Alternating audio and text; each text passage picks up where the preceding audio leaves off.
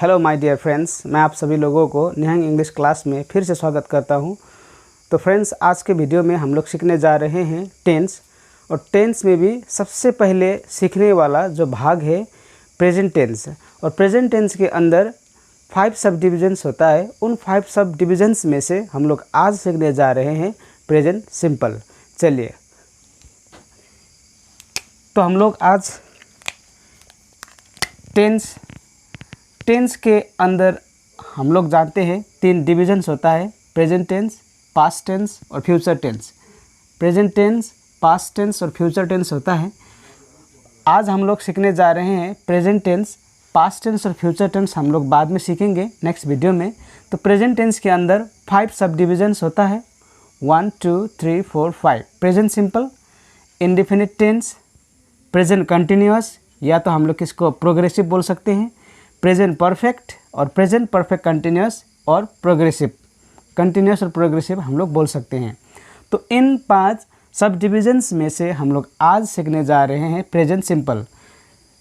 C friends, in most of books we see present simple और indefinite tense एक ही हम लोग देखते हैं, एक ही हम लोग पढ़ते हैं। लेकिन मुझे लगता है कि प्रेजेंट सिंपल और इंडेफिनिट टेंस ये एक ही नहीं है, ये दोनों अलग अलग है। तो आज हम लोग ये कैसे अलग अलग है और कैसे हम लोग जानेंगे कि कौन सा टेंस प्रेजेंट सिंपल है और कौन सा टेंस इंडेफिनिट टेंस है, आज हम लोग उसके बारे में जानेंगे। तो प्रेजेंट सिंपल को पहचानने के लिए सबसे पहले हिंदी में हम लोगों को देखना है, हूँ। जिस भी वाक्य में हम लोग है या तो हूँ देखते हैं वो अक्सर प्रेजेंट सिंपल होता है। जैसे कि मैं अच्छा हूँ, मेरे पास किताब है, वह अच्छा है, उसके पास कलम है, वही लोग अच्छे हैं, वही लोग बुरे हैं, उन लोगों के पास ज्ञान है। इस तरह का वाक्य प्रेजेंट सिंपल होता है। यदि हम लोग इसका डेफिनेशन देखते हैं तो प्रेजेंट सिंपल वो होता है जिसमें सब्जेक्ट के द्वारा कोई एक्शन नहीं होता है। प्रेजेंट सिंपल में सीधा वहाँ पर क्या होता है, गुण के बारे में होता है, अच्छा या तो बुरा, नंबर के बारे में होता है, कितना है और कितना नहीं है इनके बारे में होता है, और क्या है क्या नहीं है इसके बारे में होता है। एक्शन वहाँ पर नहीं होता है। चलिए, प्रेजेंट सिंपल के अंदर हम लोग 7 ऑक्सिलरी वर्ब्स यूज करते हैं। 1 2 3 4 5 6 7 ऑक्सिलरी वर्ब्स को हम लोग यूज करते हैं। इन सभी को ऑक्सिलरी वर्ब्स बोलते हैं।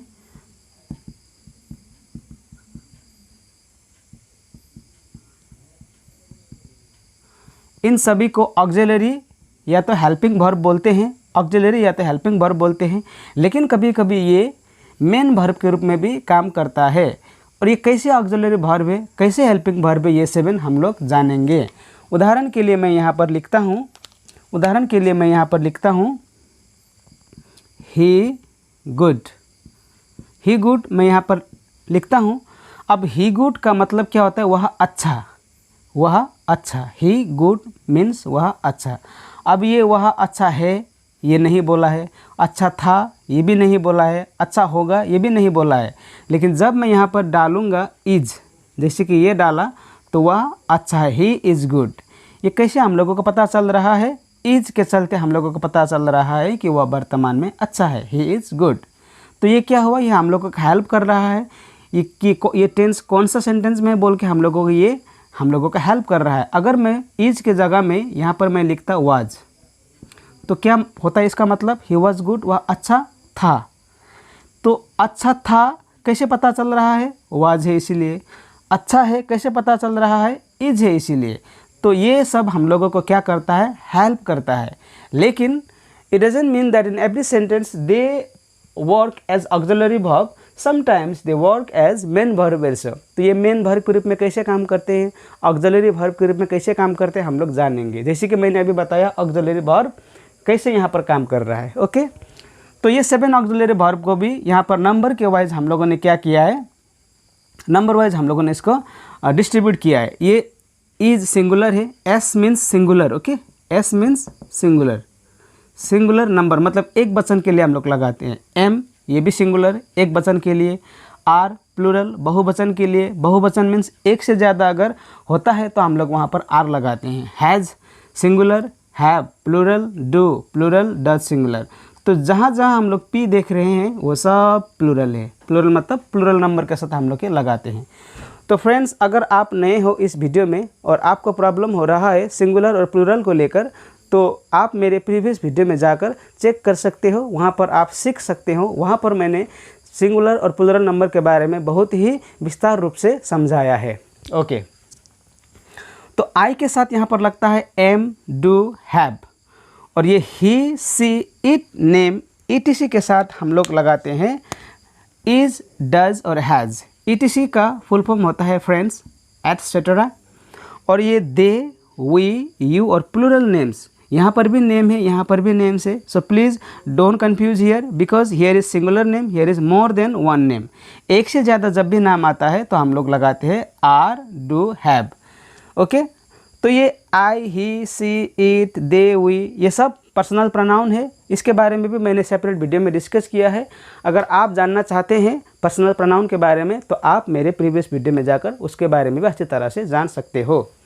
तो चलिए सबसे पहले जानते हैं हम लोग कि is, am, are, has, of, do, does का यूज़ हम लोग कहाँ करेंगे। यहाँ पर is, am, are, has, of, do, does का हम लोग यूज़ कहाँ करेंगे, जिससे कि हम लोगों को मालूम पड़ गया कौन सा सिंगुलर है, कौन सा प्लूरल है। ओके, और आई के साथ क्या लगाना है, ही, सी, इट, नेम्स के साथ क्या लगाना है, दे, वी, यू, प्लूरल नेम के साथ क्या लगाना है, हम लोगों ने जान लिया। यहाँ तक हम लोग क्लियर हो गया। चलिए अब आते हैं हम लोग यहाँ पर use of do does. Use of do does हम लोग कहाँ पर करते हैं, डू डज हैज़ हैव का उपयोग हम लोग कहाँ करते हैं, पोजीशन के ऊपर हम लोग काम करते हैं। ये पोजीशन मतलब होता क्या है, पोजीशन का मतलब होता है आपके पास क्या है, मेरे पास क्या है, हम लोगों के पास क्या है, उन लोगों के पास क्या है। इस टाइप के वाक्य में हम लोग डू, डज, हैज़, हैव लगाते हैं।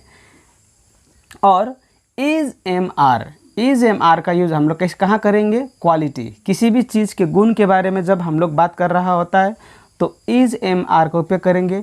क्वांटिटी, मात्रा के बारे में बात कर रहा है तब हम लोग लगा सकते हैं ये। नंबर, संख्या के बारे में जब बात कर रहा होता है तब लगा सकते हैं। और संज्ञा और प्रनाउन, नाउन और प्रनाउन के रूप में भी हम लोग जब भी बात कर रहा होता है वर्तमान काल में तो उस वक्त हम लोग इज़, एम, आर का उपयोग करते हैं। चलिए समझ में आ गया आप लोगों को। जैसे कि मैं अच्छा हूँ, मैं अच्छा हूँ, मैं क्या है, अच्छा है। तो अभी क्या के बारे में बात हो रहा है, क्वालिटी के बारे में। तो यहाँ पर मैं क्या लगा सकता हूँ, आई एम गुड। मैं डू डज का यूज़ नहीं कर सकता हूँ यहाँ पर, क्योंकि ये डू डज जो है ये पोजीशन के लिए है। कैसे, जैसे कि मेरे पास किताब है तो मेरे पास है, तो इस वक्त मैं लगा सकता हूँ आई हैव बुक। ओके, तो इस तरह से आपको पोजीशन जब भी देखता है तो उस वक्त हम लोगों को डू डज हैज़ हैव लगाना पड़ता है। ये डू डज हैज़ हैव हम लोगों को ये नंबर देख के लगाना पड़ता है, कौन सा नंबर का यूज़ हो रहा है वहाँ पर और क्या हो रहा है उसको देखकर हम लोग लगाते हैं। हैज़, हैव, डू डज कौन बैठेगा उसके हिसाब से हम लोग ये लगाते हैं। उसी तरह इज़, एम, आर का यूज़ हम लोग करते हैं। और एक बात फ्रेंड्स, जैसे कि जब भी हम लोग डू और डज वाक्य में लिखते हैं तो उस वक्त हम लोगों को वर्ब का प्लूरल नंबर लेना पड़ता है। वर्ब का फर्स्ट फॉर्म वो भी प्लूरल नंबर में। और ये वर्ब का प्लूरल नंबर, सिंगुलर नंबर होता क्या है हम लोगों ने डिस्कस कर लिया है एक सेपरेट वीडियो में। अगर आप नए हो तो वहाँ पर आप जाके चेक कर सकते हो। अभी हैव और हैज़ में दोनों वर्ब का फर्स्ट फॉर्म है, हैव भी हैज़ भी दोनों वर्ब का फर्स्ट फॉर्म है, लेकिन हैव प्लूरल है, हैज़ सिंगुलर है। ये कैसे है इसके बारे में हम लोगों ने डिस्कस कर लिया है। ओके, और डू डज के साथ हम लोगों को हमेशा क्या लगाना पड़ता है, वर्ब का फर्स्ट फॉर्म, वो भी प्लूरल नंबर में। हैज़ क्यों नहीं लगा सकते हैं, because has is first form of verb but it is singular number, that is why we can not use has with do and does. Okay, I have seen many people being confused in the use of this do and does. do और does के साथ has और have को लेकर मैंने बहुत लोगों को कंफ्यूज होते हुए देखा है। इसीलिए मैंने यहाँ पर इस चीज़ को अच्छी तरह से समझाने का मैंने यहाँ पर प्रयास किया है। चलिए हम लोगों को मालूम पड़ गया कि डू और डज के साथ हैव लगाते हैं, हैज़ नहीं लगा सकते हैं। क्यों नहीं लगा सकते अभी मैंने बोला है यहाँ पर। तो इसके साथ साथ हम लोगों को और तीन चीज़ को ध्यान में रखना पड़ता है, वो है डू और डज हम लोग तीन टाइप्स के वाक्य पर यूज़ कर सकते हैं। We can use do and does in 3 types of sentence only. We can not use do and does in all sorts of sentence. Okay, वो क्या है, एक नेगेटिव है और दूसरा क्या है, इम्फेटिक है, तीसरा क्या है, क्वेश्चन है। अब ये नेगेटिव क्या है, नेगेटिव मतलब होता है नकारात्मक, जहाँ पर नहीं वाला बात आता है वही नेगेटिव होता है। और इम्फेटिक मतलब होता है इम्फेसाइज करना, जोर देना, उस टाइप के वाक्य में हम लोग डू डज लगाते हैं। और तीसरा हो गया क्वेश्चन, क्वेश्चन मतलब प्रश्न, प्रश्न में भी हम लोग डू और डज का उपयोग कर सकते हैं। चलिए जानते हैं नेगेटिव क्या होता है। अब देखिए ये नेगेटिव, इम्फेटिक और क्वेश्चन हम लोग पोजीशन केस में यूज़ करते हैं, पोजीशन में। ओके, हम लोग यहाँ पर यूज़ नहीं कर सकते। ये इम्फेटिक जो है ना, ये इम्फेटिक आप EJMR को लेकर नहीं कर सकते हो, क्योंकि जो इम्फेटिक नेगेटिव क्वेश्चन का डिस्कस हम लोग कहाँ कर रहा है, डू डज को लेकर। और डू और डज, हैज़ और हैव कब लगाते हैं हम लोग, जब पोजीशन होता है, जब अपने पास या तो किसी के पास कुछ होता है तब लगाते हैं। ओके, चलिए, तो नेगेटिव मतलब होता है जहाँ पर हम लोग नहीं वाला बात करते हैं, जैसे कि मेरे पास किताब नहीं है, I do not have a book. जैसे कि मेरे पास ज़रूर एक किताब है, I do have a book. Okay, और क्या मेरे पास किताब है, do I have a book. इस तरह के वाक्य में हम लोग ये यूज़ करते हैं।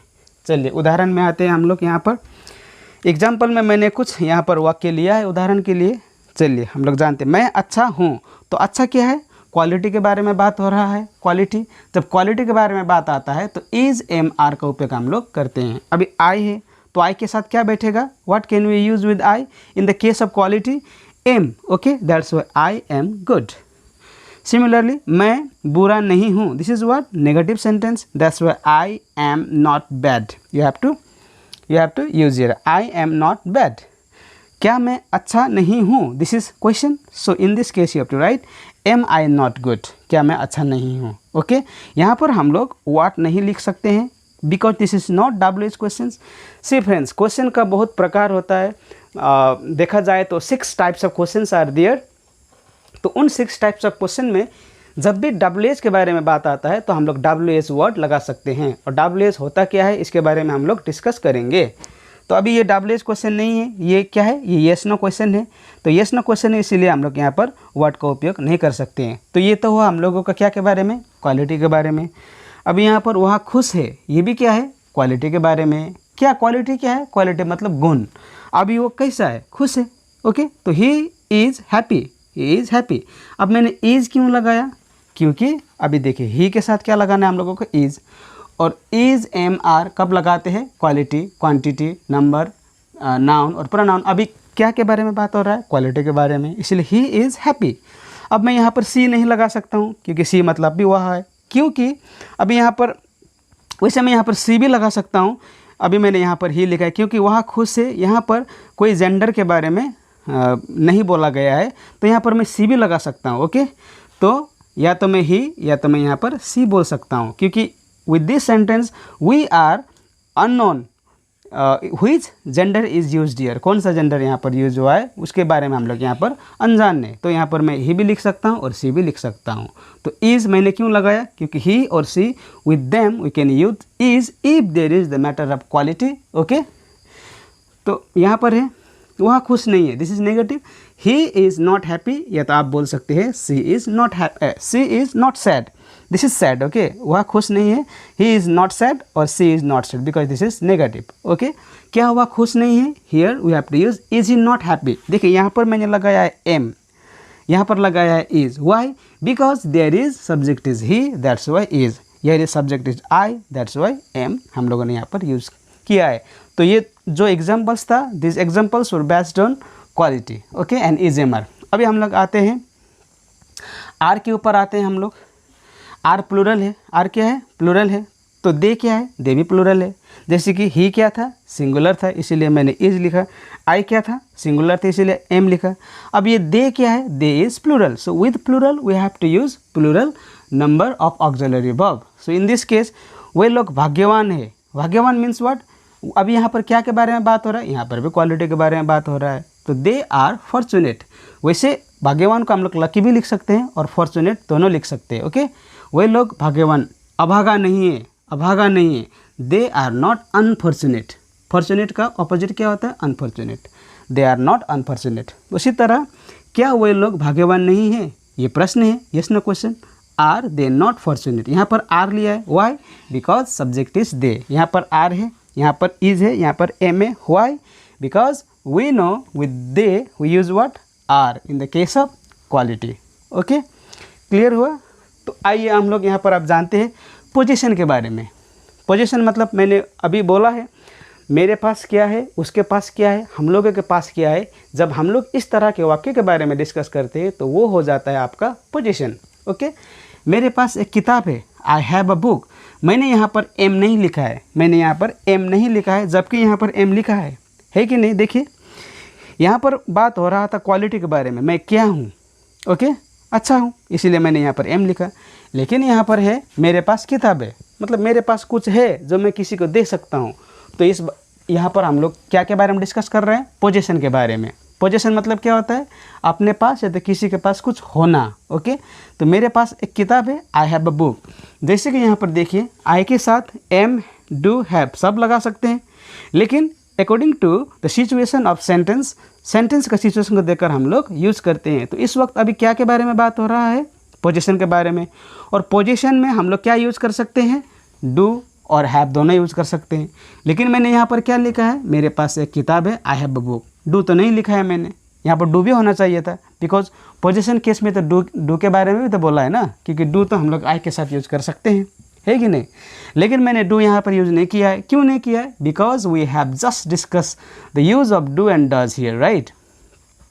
डू और डज हम लोग 3 टाइप्स ऑफ सेंटेंस में कर सकते हैं, जैसे कि नेगेटिव, इम्फेटिक, क्वेश्चन। या तो सेंटेंस नकारात्मक होना पड़ेगा, या तो इम्फेटिक होना पड़ेगा, या तो क्वेश्चन, या तो नहीं वाला होना पड़ेगा, या तो जोर देने वाला बात होना पड़ेगा, या तो प्रश्न होना पड़ेगा। अब देखते हैं हम लोग ये तीनों कैटेगरी में ये वाक्य आता है या नहीं। मेरे पास एक किताब है, तो ये तो नेगेटिव नहीं है, यहाँ पर जोर वाला बात भी नहीं हो रहा है, ये प्रश्न भी नहीं है, इसीलिए यहाँ पर मैंने डू नहीं लिख सकता हूँ। आई हैव अ बुक। ओके, मेरे पास कलम नहीं है, अब ये हो गया क्या? आपका नेगेटिव हो गया। तो in this case you have to use I have no pen, या तो I do not have pen. अभी क्या बोला था मैंने? डू और डज का उपयोग हम लोग नेगेटिव, एम्फेटिक और क्वेश्चन 3 अगर कंडीशन हम लोग किसी वाक्य में देखते हैं, at that time we can use इधर do and does seeing subject. Subject को देखकर हम लोग डू एंड डज का उपयोग करते हैं। ओके, तो इसको हम लोग आई हैव नो पेन भी बोल सकते हैं, I do not have pen दोनों बोल सकते हैं। ओके, तो अभी हम लोग डू और डज के बारे में डिस्कस कर रहा है, तो यहाँ पर डू का यूज़ हो गया, हुआ कि नहीं हुआ? बिकॉज ये सेंटेंस नेगेटिव है, इसलिए हम लोगों ने डू का यूज़ किया है। I do not have pen. Okay, मेरे पास ज़रूर कलम है। अब ज़रूर वाला बात हुआ यहाँ पर, अवश्य है मेरे पास, होगा ही होगा, ऐसा टाइप का बात होता है ना। ज़रूर है मेरे पास, उसके पास ज़रूर है।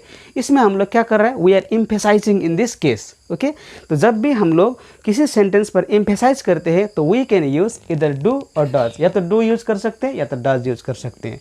डज कब यूज़ करेंगे? अगर हम लोग वहाँ पर ही, सी, इट नेम्स देखते हैं तो डज लगाते हैं। अभी तो सब्जेक्ट क्या है यहाँ पर? आई है, तो डज का तो हम लोग यूज़ नहीं कर सकते हैं, because with I we can not use does. We can use इधर एम, डू और have we can use. Okay, तो मेरे पास ज़रूर कलम है, तो I do have a pen. Okay, I do have a pen. अब देखिए ये दोनों सेंटेंस ऑलमोस्ट सेम लगता है। मेरे पास एक किताब है, आई हैव अ पेन। मेरे पास ज़रूर कलम है, ज़रूर अवश्य है, तो I do have a pen. जैसे कि आपके पास ज़रूर समय है, यू डू हैव टाइम। आपके पास ज़रूर पैसा है, यू डू हैव मनी। इस तरह से हम लोग ज़रूर डू लगा के बनाते हैं, एम्फेसाइज करते हैं वाक्य को। तो अभी ये क्या है? क्या मेरे पास कलम, ये प्रश्न है, तो do I have a pen, do I have a pen, या तो हैव या पेन बोल सकते हैं। अब ये केस क्या है? यहाँ पर मैंने एम नहीं लिखा है, मैंने यहाँ पर एम नहीं लिखा है, जबकि यहाँ पर मैंने एम लिखा है। तो ये केस है position case, this is position case, that's why we can not use your am. Okay, so यहाँ पर आई है, इसीलिए हम लोगों ने यहाँ पर टू लगा के बनाया है। तो फ्रेंड्स, इस तरह से हम लोग टेंस को समझेंगे, और how to use the formula of this tense we will know like this. Okay, तो आपको कोई कन्फ्यूज़न नहीं होना है, आप आराम से सीखेंगे, इजीली सीखेंगे, क्योंकि इसको कठिन रूप से हम लोगों को नहीं देखना है। टेंस बहुत ही सिंपल होता है, बहुत ही आसान होता है, और with the help of the formula of tense we can speak very correctly. Okay, very correctly. वैसे तो खाली टेंस से सीखकर इंग्लिश अच्छी तरह से बोल सकेगा, मैं ये नहीं बोल सकता हूँ, क्योंकि टेंस को छोड़कर वॉइस है, नरेशन है, डिग्री है, बहुत सारे वैसे पार्ट्स है ग्रामर का। उन सभी पार्ट्स को हम लोग डिस्कस करेंगे एक एक करके। जैसे कि आज हम लोगों ने सीखा टेंस। टेंस के अंदर 3 भाग आता है, present tense, past tense, future tense. Present tense क्या होता है? वर्तमान काल, भूतकाल, भविष्य काल के बारे में हम लोगों ने सीखा। तो अभी टेंस के अंदर भी, प्रेजेंट टेंस के अंदर भी 5 डिविजन्स था। तो 5 डिविजन्स में हम लोगों ने आज क्या सीखा? Present simple. तो प्रेजेंट सिंपल के बारे में हम लोगों ने ये सीखा। तो नेक्स्ट वीडियो में हम लोग प्रेजेंट सिंपल के ऊपर ही कुछ एक्सरसाइज करेंगे, अभ्यास करेंगे, because we have to examine our self if we have understood. क्या हम लोगों ने समझा है या नहीं समझा है? इसके ऊपर हम लोग बहुत सारे वाक्यों को ट्रांसलेट करेंगे and we will try to speak those sentences. Okay, उन सेंटेंसेस को हम लोग बोलने का प्रयास भी करेंगे। तो आज हम लोगों ने क्या सीखा? प्रेजेंट सिंपल के 7 ऑक्सिलरी वर्ब्स होता है, is, am, are, do, does, has, have, और वो कौन सा सिंगुलर है, कौन सा प्लूरल है, किसके साथ क्या यूज़ करता है। हम लोग सेंटेंस को किस तरह से अफर्मेटिव, आप नेगेटिव, क्वेश्चंस और इम्फेटिक बना सकते हैं, इसके बारे में भी सीखा है। तो नेक्स्ट वीडियो में हम लोग सीखेंगे ट्रांसलेशन के बारे में प्रेजेंट सिंपल के। उसी तरह उसके बाद इंडिफिनिट सीखेंगे, प्रेजेंट कंटिन्यूस सीखेंगे, प्रेजेंट परफेक्ट सीखेंगे, प्रेजेंट परफेक्ट कंटिन्यूस सीखेंगे, पास्ट टेंस का एक एक भाग को सीखेंगे, फ्यूचर टेंस के एक एक भाग को सीखेंगे, और इंग्लिश का हर वो चीज़ सीखेंगे जो हम लोगों के लिए इम्पोर्टेंट है। ओके, तो थैंक यू फ्रेंड्स, आज के लिए इतना ही। अगर आपको वीडियो अच्छा लगा हो तो प्लीज़ सब्सक्राइब कीजिएगा, लाइक कीजिएगा, कमेंट कीजिएगा, और हो सके तो आप ज़्यादा से ज़्यादा शेयर भी कीजिएगा। Thank you very much.